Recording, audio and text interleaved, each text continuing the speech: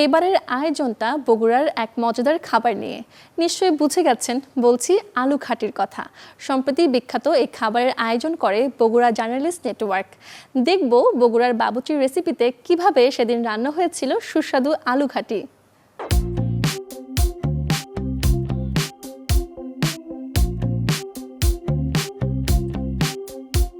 লাকড়ির চুলায় জ্বলছে বড় বড় ডেক, ভেতরে টকবক করে ফুটছে মজাদার এক খাবার, নাম যার আলু ঘাটি। বিয়ের শাদী কিংবা বিভিন্ন ঘরোয়া অনুষ্ঠানে বগুড়ার মানুষদের পছন্দের শীর্ষে থাকে এই খাবার। নারীদের পাশাপাশি পুরুষদের অনেকেই পারেন এই বিশেষ পদের রান্না। বগুড়া উত্তরবঙ্গের সব আলু ঘাটি একদম বেস্ট, এটার কোনো তুলনাই হয় না।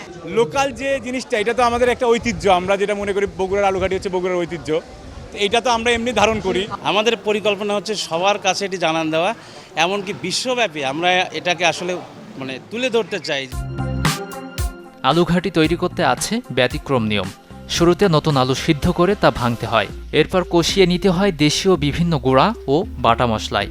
একই রকম মশলায় ভিন্ন পাত্রে ৭০% রান্না করে নিতে হয় মাংস। শেষ দিকে আলু ও মাংস মিশিয়ে অল্প সময় ভালোভাবে নাড়া দিয়ে রান্না করলেই তৈরি হয় মজাদার আলু ঘাটি। সাদা এলাচ, কালো এলাচ, দারচিনি, বস, লং, গোলমরিচ, তেজপাতা, পাঁচফোড়ন, জিরা, আদা রসুন, এগুলো ধনে গুঁড়ো, হলুদ, গুঁড়ো মরিচ, লবণ, এইটুকুই।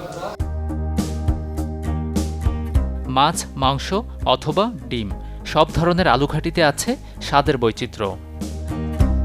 সম্প্রতি আলু ঘাটি নিয়ে ঢাকায় হয়ে গেল এক উৎসব, যা আয়োজন করে বগুড়া জার্নালিস্ট নেটওয়ার্ক। নানান ধরনের ক্রাইসিস থেকেই আমাদের মনে হয়েছে এই টাইপের একটা উদ্যোগ গ্রহণ করলে হয়তো আমাদের পারস্পরিক সম্প্রীতিটা বাড়বে এবং আমরা একে অপরের জন্য কিছু করতে পারবো। সেই ভাবনা থেকে আসলে বগুড়া জার্নালিস্ট নেটওয়ার্কের এই আয়োজন।